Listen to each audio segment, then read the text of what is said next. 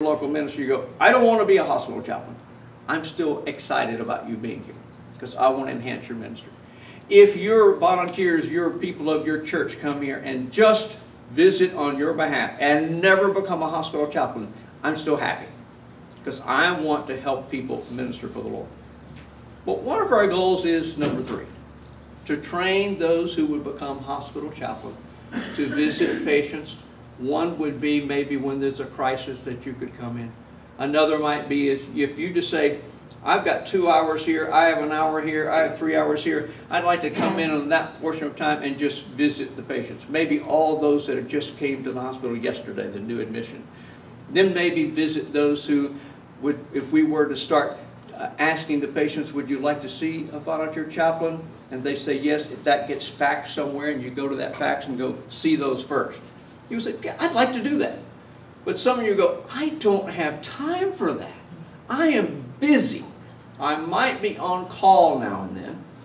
And the next person goes, I have time. I would love to come in every Monday for 3 or 4 hours and visit patients. And the next person goes, I'll come in 2 days a week. You see, I have 16 volunteer chaplains in my hospital. I can't keep them away. I'm saying, it's not your day. Go home. You know, it's John's day. It's Bill's day. You know. And they're like, but I like being here, you know.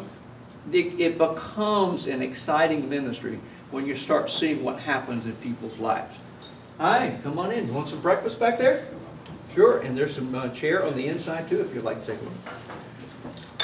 So this part, I'm going to give 3 different thirds of a training today. This part is going to be kind of the basic training of what hospital chaplains do in a routine day-to-day. Let me give you some distinctions between clergy and chaplain, between those that are working in their parish, in the church, and those that we would call volunteer chaplain. Clergy, when you come in as a clergy person wearing your church badge, you would distribute any materials that you want to. You are visiting your people. I have no jurisdiction over what a local minister does with their people, okay? They can distribute any kind of material they want to. Hospital chaplains are more careful in that we don't distribute our church denominational material. We may get together and as your volunteers go, we're going to bless this material that we give out together. You know, maybe this is a non-denominational type pamphlet or booklet that we could pass out together, and your group would bless that together and say, this is okay for what we do. But no, you wouldn't come in as a Baptist minister, Methodist minister, or whatever minister and say, I'm a hospital chaplain today and I'm giving my denominational stuff, okay? That distinction. Also, you would visit as clergy your own people. You wouldn't go room to room, bed to bed, visiting other people. That is not allowed by the HIPAA laws, and I'll explain what that means later. But a chaplain could visit any and every patient. They wouldn't force their visit. They may come in and go, hi, I'm the volunteer chaplain. Would you like to talk today? Or would you like a visit? Or is this a good time to talk? No, thank you. Okay. Smile and leave. Okay? Or those visits I'm talking about where they get faxed to a certain machine, where they say, I want to visit, you would visit those patients. If you're in a room where there's 2 patients there, you're visiting with one that asked for it, and this one over here is like smiling like they would like a visit, you would. But if you kind of go after you visit, hi, how are you today? Fine. You would kind of know they don't want to, okay? So you would work with that kind of realm as a hospital chaplain. A clergy would get medical information from the patient, the family. A clergy cannot anymore. We used to kind of go to the nurse and go, you know, tell me some information. What's going on here? And the nurse said, blah, blah, blah, yeah, yeah, yeah. Because you're a local minister thinking about no more, okay? But the hospital chaplain, since you're wearing the hospital badge, working with the institution, if you need to help, and it's kind of give you information if you're connected what you need to know, the hospital chaplain might go to a nurse, case manager, someone working with the team going, can you help me? I'm trying to minister to this family. Yes, and they give you bite-sized information, what you need to know as a volunteer chaplain working with the hospital.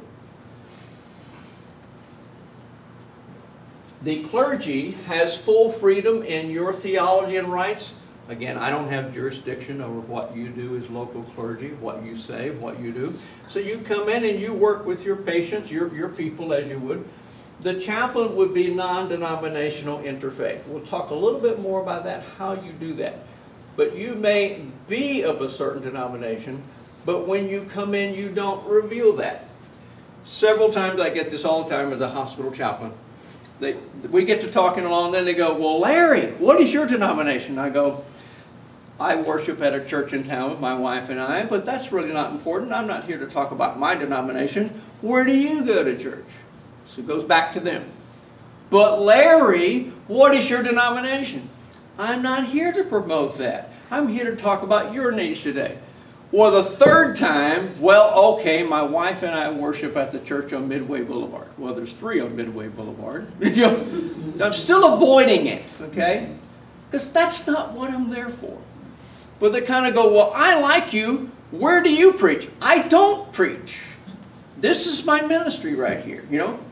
I preach occasionally at this church, that church, that church.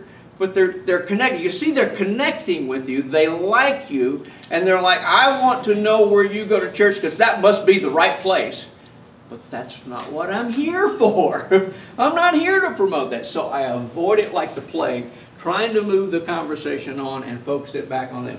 My main theme is, it's not about me. It's about you. If it were about me, oh, I'd like to talk about my denomination, my theologies, and my philosophies and what I believe, because then it would be about me. But it's not. It's about them. The clergy may see the denominational census. If I've got a parenthesis, some hospitals do this, some don't. Can a clergy come to the front desk and say, I'm Methodist, may I see the Methodist list?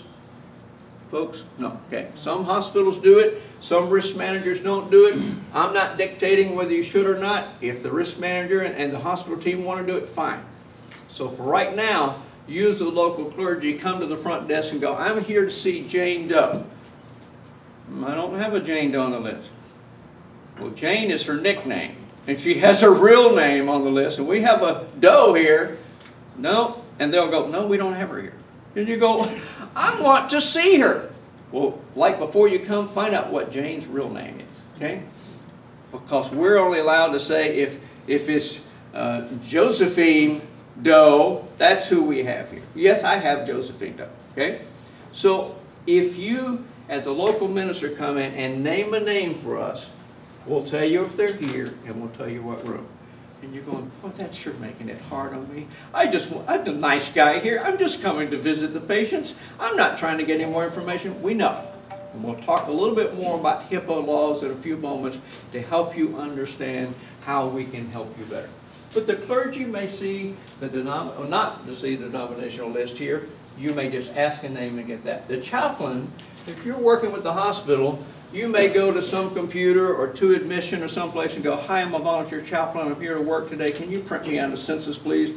We'll give you the whole list. And then we'll talk later what to do with that list and shredding that list and taking care of that information. The clergy may use any title. If you're normally called Reverend, Pastor, Father, Imam, Shaman, whatever you call yourself that because you're there to visit your people, okay? A hospital volunteer chaplain, we come in and I put the little word volunteer, and I'll talk about in a minute why we want just to call ourselves chaplain, but your badge will say volunteer chaplain, okay? So we're not coming in, hi, I am rabbi, or I am the priest, or I am reverend, because that kind of defines a denominational distinction. Here, you would be on that 2 hours you're here visiting, I am Chaplain Larry, okay? And that distinguishes our ministry, therefore it doesn't confuse them. Hi, I'm Father Larry. Well, that would, Father Larry Pope, that would be funny, wouldn't it? I'm Father Larry, and I'm also a volunteer chaplain. They go, okay, I'm confused here. What are you, okay? So it kind of narrows that down, what we call ourselves. Clergy may wear a denominational attire, collars, yarmulkes, any kind of thing like that. Chaplain wear administrative attire, kind of like this, just a shirt and tie. Sometimes we have casual Fridays around here where we kind of be more casual, and that's okay. But we want to look professional. where when they see us, and many, many studies have been done about